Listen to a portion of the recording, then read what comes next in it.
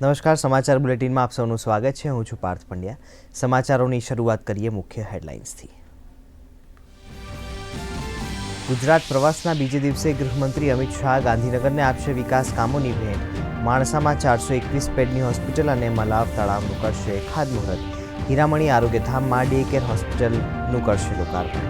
ADC બેંકની સ્થાપનાના 100 વર્ષની ઉજવણીમાં લેશે ભાગ.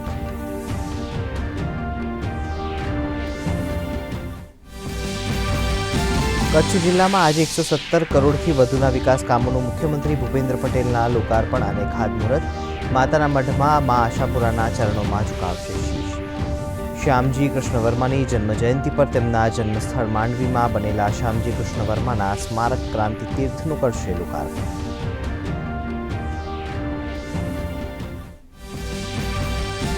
દિલ્હીમાં આયોજિત કૌટિલ્ય ઇકોનોમિક કોન્ક્લેવના ઉદ્ઘાટન સમારોહમાં નાણામંત્રી નિર્મલા સીતારમણનું સંબોધન. કહ્યું, આર્થિક વિકાસની સાથે ભારતમાં સમાનતા પણ ઘટી. સાંજે પ્રધાનમંત્રી નરેન્દ્ર મોદી કોન્ક્લેવમાં કરશે સંબોધન.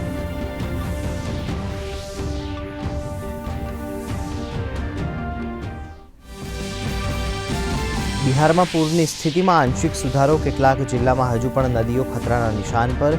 પૂર પ્રભાવિતોને સહાયનું વિતરણ. ખેતી પાકને થયેલા નુકસાનના સર્વેની કામગીરી પણ શરૂ.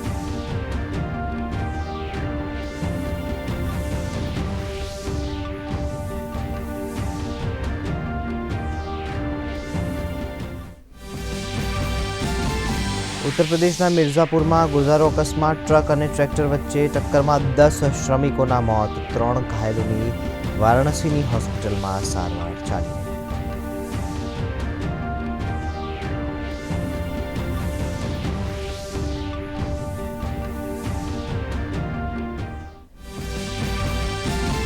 ઇઝરાયલ અને ઈરાન વચ્ચે ઘર્ષણના કારણે કાચા તેલની કિંમતમાં 5% વધારો. ઈરાનના તેલના ઠેકાણા પર ઇઝરાયેલના સંભવિત હુમલા અંગે અમેરિકી રાષ્ટ્રપતિ જો બાઇડને આપેલા નિવેદનની અસર.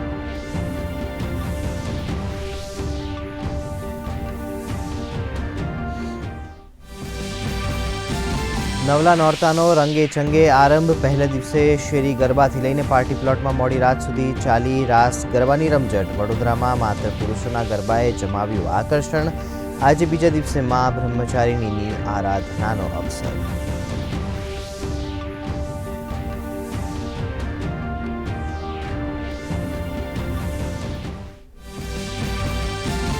કારોબારી સપ્તાહના અંતિમ દિવસે ભારતીય શેર બજારમાં સપાટ કારોબાર. સેન્સેક્સ 82,700 જ્યારે નિફ્ટી 25,300ની નીચે. ઘરેલું બજારમાં સોના અને ચાંદીના ભાવમાં ઘટાડો.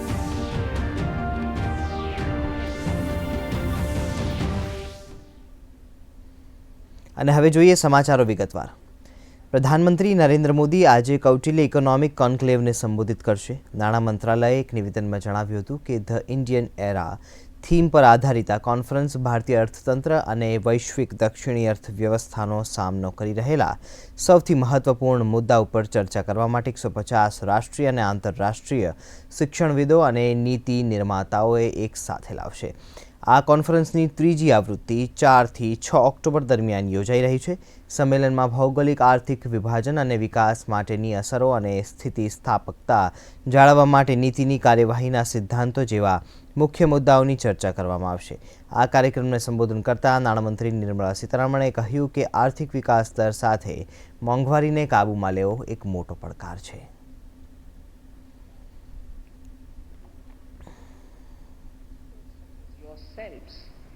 To guide policy making.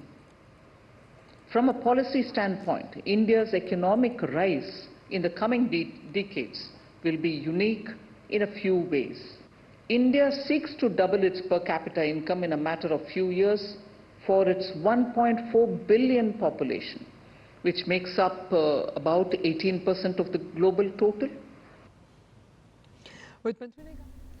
રાષ્ટ્રપતિ દ્રૌપદી મુર્મુ રાજસ્થાનની 2 દિવસીય મુલાકાતે છે. ત્યારે આજે તેઓએ માઉન્ટ આબુના પ્રજાપતિ બ્રહ્માકુમારીઝ ઈશ્વરીય વિદ્યાલય ખાતે આયોજિત સ્વચ્છ અને સ્વસ્થ સમાજ માટે આધ્યાત્મિકતા વિષય પર વૈશ્વિક સંમેલન કાર્યક્રમમાં ઉપસ્થિત રહ્યા.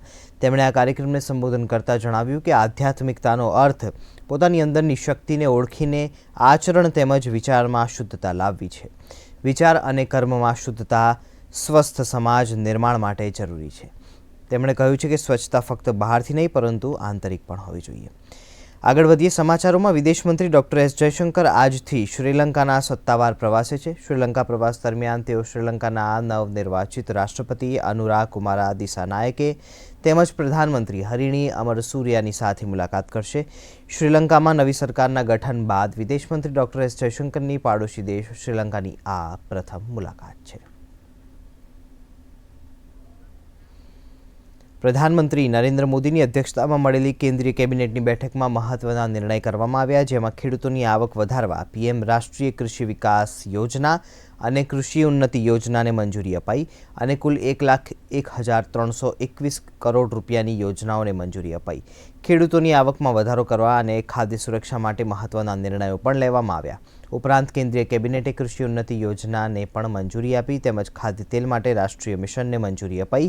ફૂડ સિક્યુરિટી માટે પણ વધારાની યોજનાને મંજૂરી અપાઈ તેમજ 5 ભાષાઓને શાસ્ત્રીય ભાષાનો દરજ્જો આપવાનો નિર્ણય થયો, જેમાં પાલી, પ્રાકૃત, મરાઠી, આસામી અને બંગાળીનો સમાવેશ થાય છે.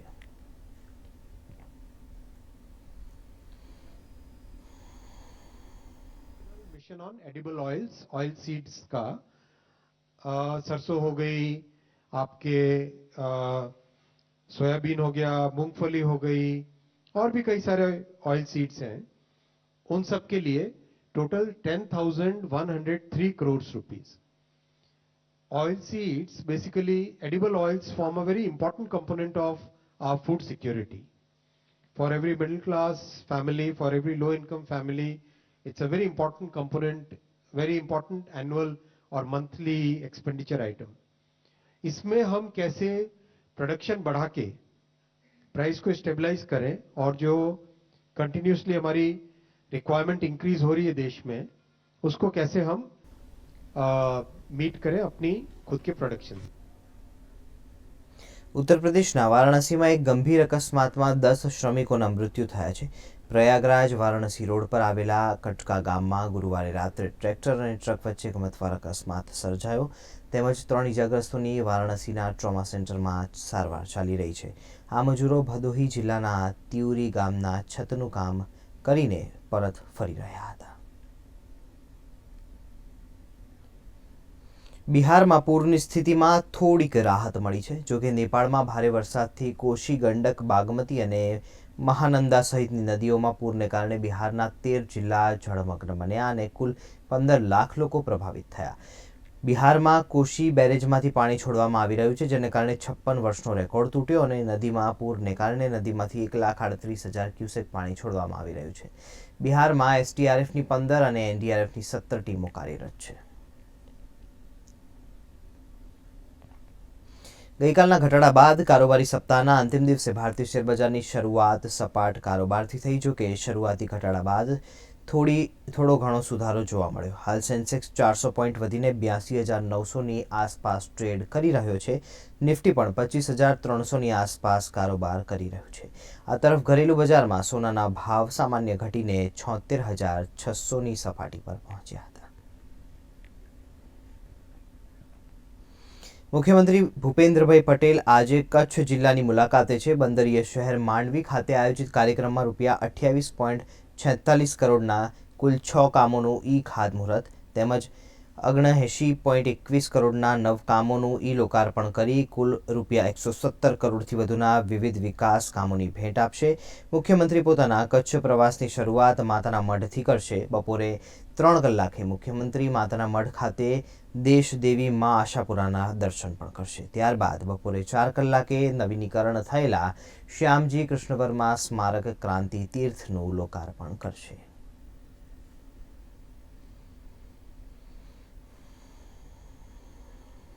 ગુજરાત પ્રવાસના બીજે દિવસે ગૃહમંત્રી અમિત શાહ ગાંધીનગરને વિવિધ વિકાસ કામોની ભેટ આપશે.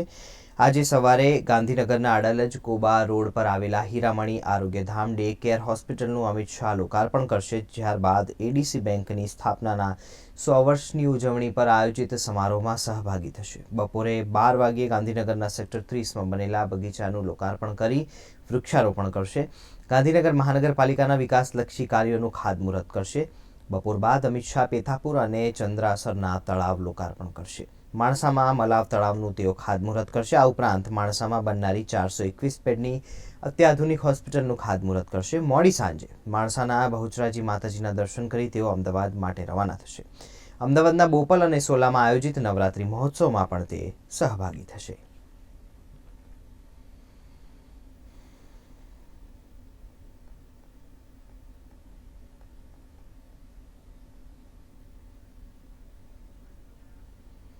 અમદાવાદના જીએમડીસી મેદાન ખાતે વાઇબ્રન્ટ ગુજરાત નવરાત્રિ મહોત્સવ 2024નો કેન્દ્રીય ગૃહમંત્રી અમિત શાહે શુભારંભ કરાવ્યો.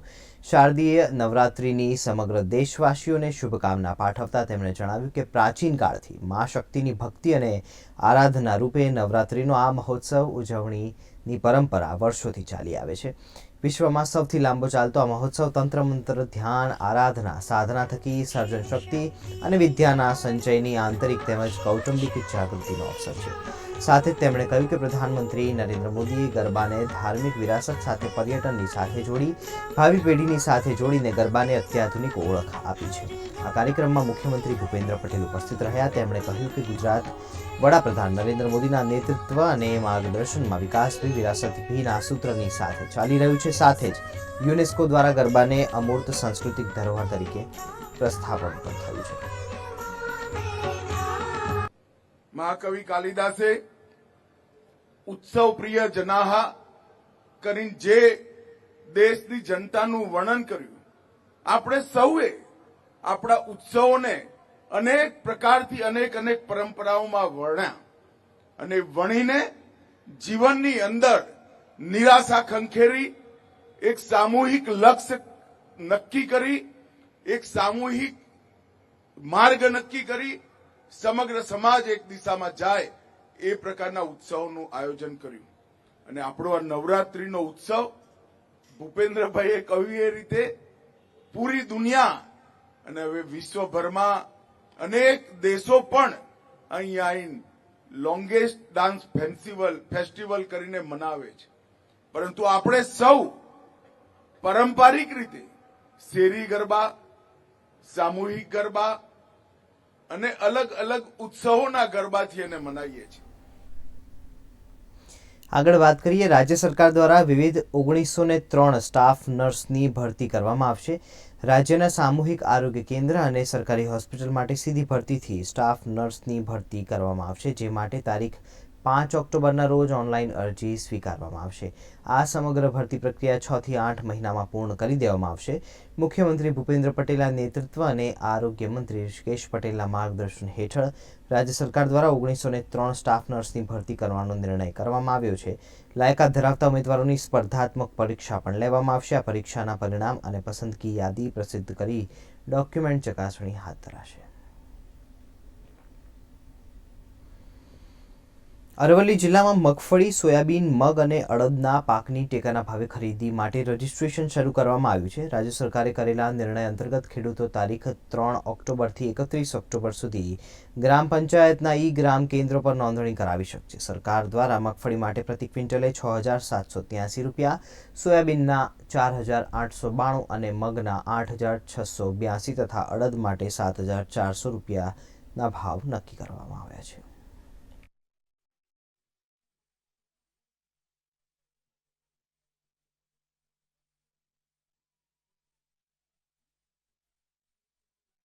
સોયાબીન, મગ, અડદ અને મગફળીની ઓનલાઈન નોંધણી ટેકાના ભાવે ખરીદી કરવાની જે થાય છે એ ઈ-ગ્રામ પોર્ટલ ઈ-ગ્રામ ખાતે નોંધણી ચાલુ કરવામાં આવી છે.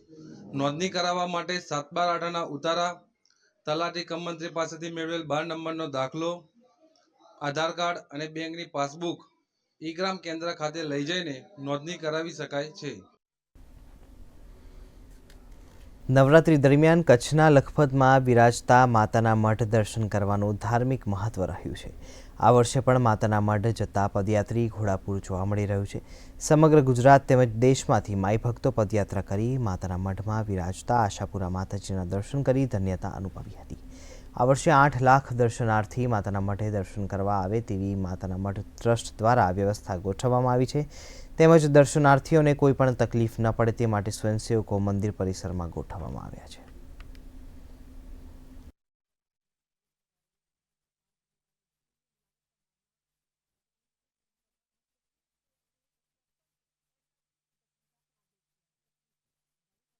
અને માઈ ભક્તોને મેડિકલની પણ સગવડ કરવામાં આવે છે, રહેવાની પણ વ્યવસ્થા અમે કરીએ છીએ અને રસોડો 24 કલાક ચાલુ, ગમે ત્યારે પદયાત્રી માઈ ભક્ત અહીંયા માતાના મઢ શીશ ઝુકાવી અને ગમે ત્યારે પ્રસાદ લઈ શકે છે. આપણી જે સંસ્કૃતિ છે એના ઢબ પ્રમાણે કરવામાં આવે છે. લોકલ માણસો જ દુઆ, છંદ અને ગરબા ગાય છે. છેલ્લા અમે 5 વર્ષથી અત્યાર સુધીમાં દર વર્ષે 40,000 થી 50,000 ગ્લાસનું વિતરણ કરીએ છીએ શરબતનું, અને દર પહેલા નોરતા સુધી વિતરણ કરીએ છીએ અને આવનારા દિવસોમાં પણ આ ખૂબ સારી રીતે અમે કામ કરી શકીએ એવી માં આશાપુરાને પ્રાર્થના. રાજકોટમાં કેન્સરગ્રસ્ત વોરિયર્સ માટે ગરબાનું આયોજન કરવામાં આવ્યું. કેન્સર ક્લબ ફાઉન્ડેશન અને યુવી ક્લબના સંયુક્ત ઉપક્રમે શહેરના સ્પીડવેલ પાર્ટી પ્લોટ ખાતે ગરબાનું આયોજન થયું, જેમાં કેન્સરગ્રસ્ત અને તેમાંથી સાજા થયેલા દર્દીઓ દુઃખ દર્દ ભૂલીને ગરબાના તાલે ઝૂમ્યા. સાથે કેન્સરગ્રસ્ત દર્દીનો પરિવાર પણ આ કાર્યક્રમમાં જોડાયો.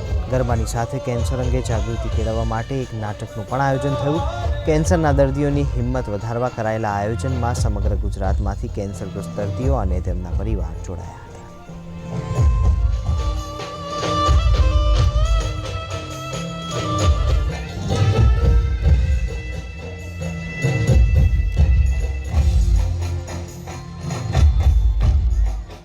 અમે આ એક દિવસીય નવરાત્રિનું આયોજન કરેલું છે, માત્ર ને માત્ર કેન્સર વોરિયર્સ ભાઈઓ બહેનો અને બાળકો માટે આ એક આયોજન છે.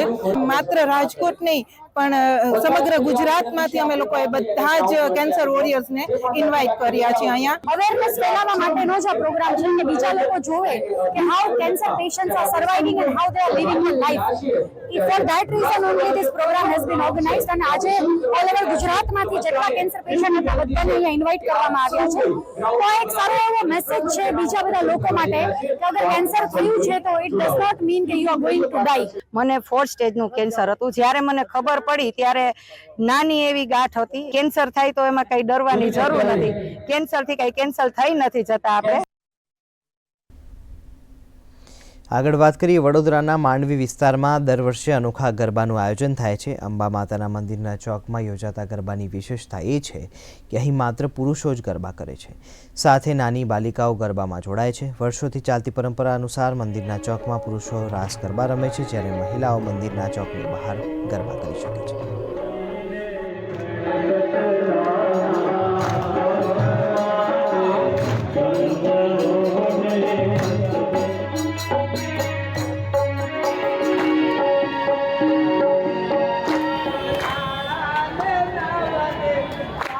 અહીંયાની એક વિશેષતા એમ છે જે અહીંયા થતા પુરુષોના ગરબા એના વિષયમાં હું ખાસ એવી રીતની જાણકારી આપવા માંગુ છું કે વર્ષો પહેલા જ્યારે વડોદરા વડપત્ર જણાતું હતું ત્યારે મોડી રાત્રે સ્ત્રીઓ ગરબામાં જોડાઈ શકતી નથી અને એ કારણે આજુબાજુ જે ઝરૂખા બેઠા બનેલા છે એમાં બેસીને ઉચ્ચ સ્વરે માતાજીના ગરબા ગાતી અને પુરુષો માતાજીની ચુંદડી કે એમની સાડી ઓઢીને સખી રૂપે માતાજીના ગરબા કરતા જે પ્રણાલિકા આજે પણ અહીંયા જળવાઈ રહી છે.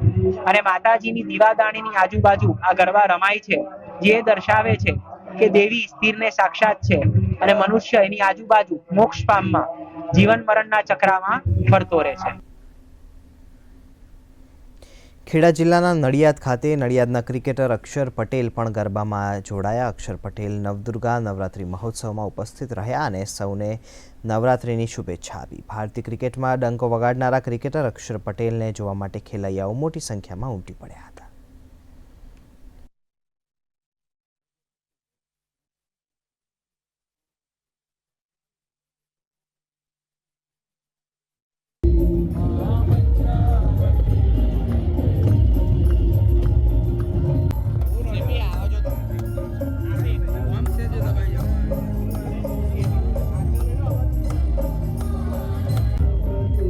આજે પહેલા દિવસે મેં શાંતિથી આરતી કરાઈ તો મને ખૂબ આનંદ અનુભવાય છે કે નડિયાદ મારું ગામ છે ને ત્યાં આગળ આવીને મેં અહીંયા પહેલા દિવસે આરતી કરી. 2-3 જગ્યાએ થાય છે નડિયાદમાં ગરબા અને બધે જ ક્રાઉડ થાય છે, પણ નવદુર્ગામાં લાસ્ટ ટાઈમ બી મેં જોયું હતું કે બહુ ક્રાઉડ આવતું હતું અને બધા મજા લેતા હતા ગરબાની. તો એવી રીતે શાંતિથી ગરબાની મજા લે અને નડિયાદના લોકોને આનંદ મળે એવું મારી સમજ છે. અમદાવાદ શહેરમાં ઓરિયન્ટ ક્લબ ખાતે પ્રથમ નોરતે રાસ ગરબાનું આયોજન કરવામાં આવ્યું, જેમાં મહિલાઓ સહિત બાળકોએ પણ ઉત્સાહભેર ભાગ લીધો. મહિલાઓએ પરંપરાગત પોશાકની સાથે ગરબા રમીને નવરાત્રિનો પ્રથમ દિવસ માણ્યો, તેમજ ગરબાને અંતે બેસ્ટ પરફોર્મન્સનું ઇનામ પણ આપીને પ્રોત્સાહિત કરવામાં આવ્યા.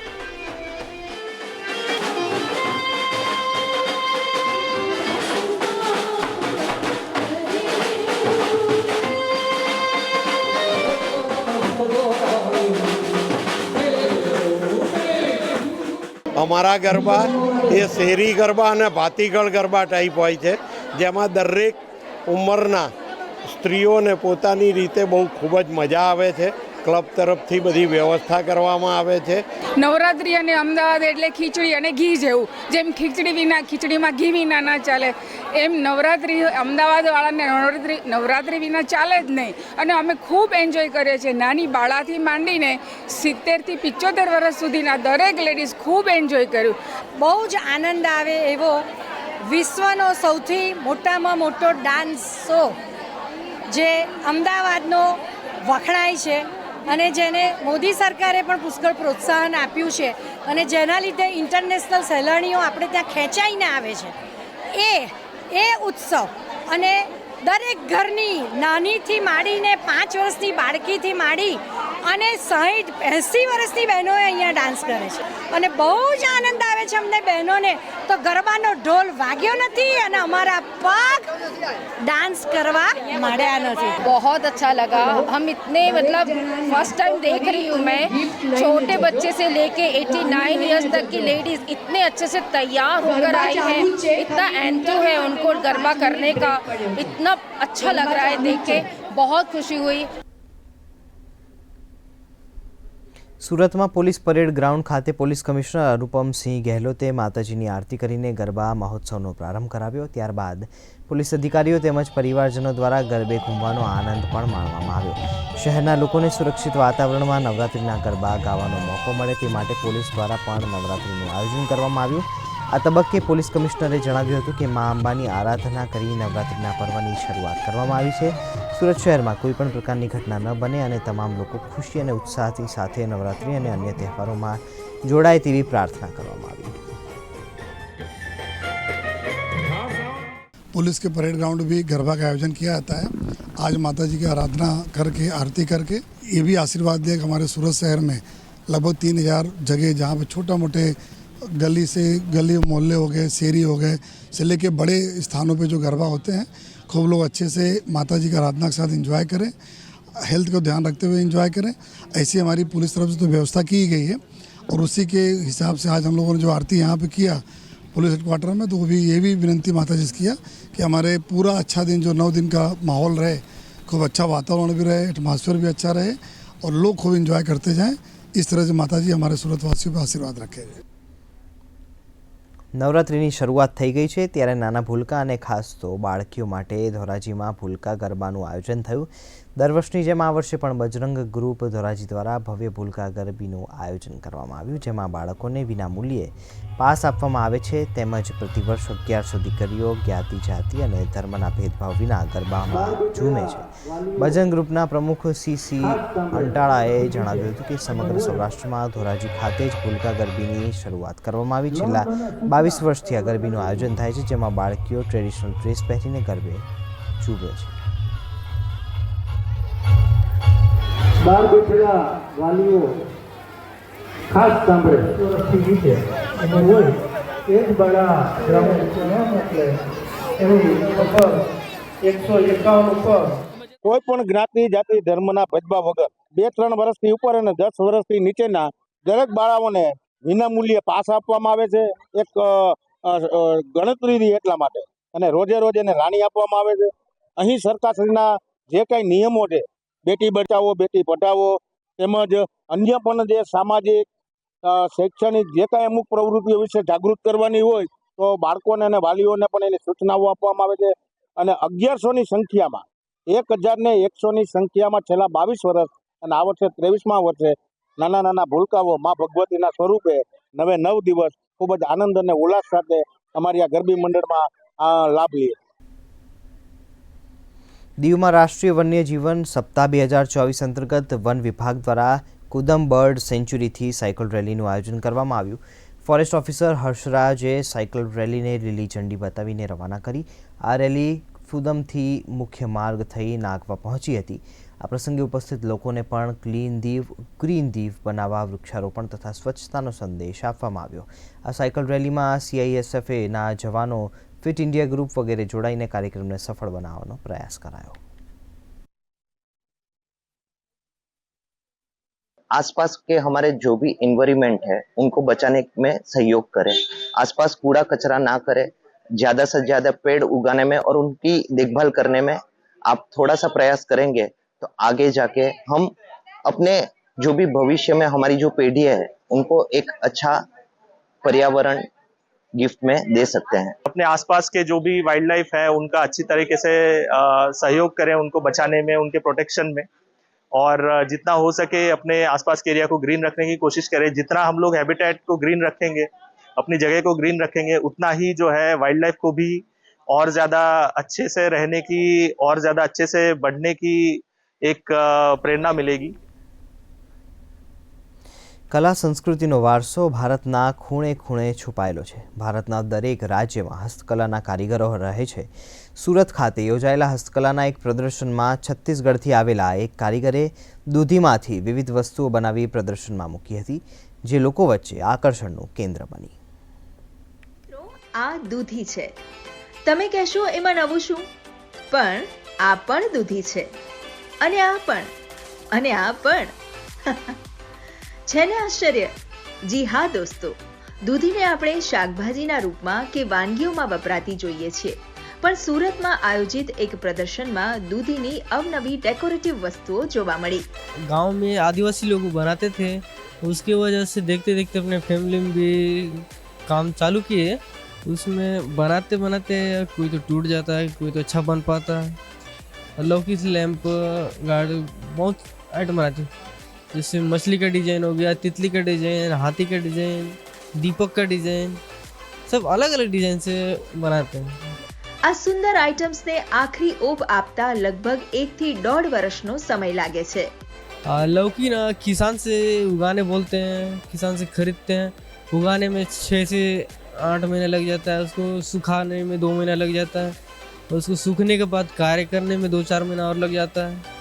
ખેતરમાં પૂરી સિઝન સુધી ઉગેલી દૂધીને લગભગ 2 થી 4 મહિના સૂકવવા દેવામાં આવે છે. દૂધી સુકાઈને તુંબડા જેવી કડક થઈ જાય ત્યારે એક બાજુથી કાપી વચ્ચેના ગલને કાઢી લેવાય છે, અને અંદર બહારથી દૂધીને બરોબર સાફ કરવામાં આવે છે. પછી ગરમ ધારદાર ચપ્પા કે સળિયા વડે તેના પર કાણા કરી અવનવી ડિઝાઇન્સ બનાવાય છે, કલર કરાય છે, અથવા કાપીને જુદા જુદા શેપ પણ આપવામાં આવે છે. આ કલાકૃતિની કિંમત 500 થી લઈને 5000 સુધીની હોય છે. દૂધીની વસ્તુઓ જોઈને બહુ જ આશ્ચર્ય થયું કે આપણે ખાતા હતા, પણ આ તો કેવું છે કે ક્રિએટિવ આઇટમ્સ બનાવી છે, અને આપણે યુઝ પણ બહુ ઘણો થાય છે, અને એન્વાયરમેન્ટલ બી આ યુઝ એનો ઘણો સારો છે. આજે પહેલી વખત જ જોયું અને બહુ જ એક્સાઇટમેન્ટ અને સરપ્રાઇઝિંગ બી લાગ્યું. તો મિત્રો, દૂધીનો લેમ્પ, ગણપતિ કે કોઈ ડેકોરેટિવ આઇટમ તમારા ઘરના ઇન્ટિરિયરને ચોક્કસ એક યુનિક લુક આપશે. બુલેટિન અહીં થાય છે સમાપ્ત. રજા આપશો. નમસ્કાર.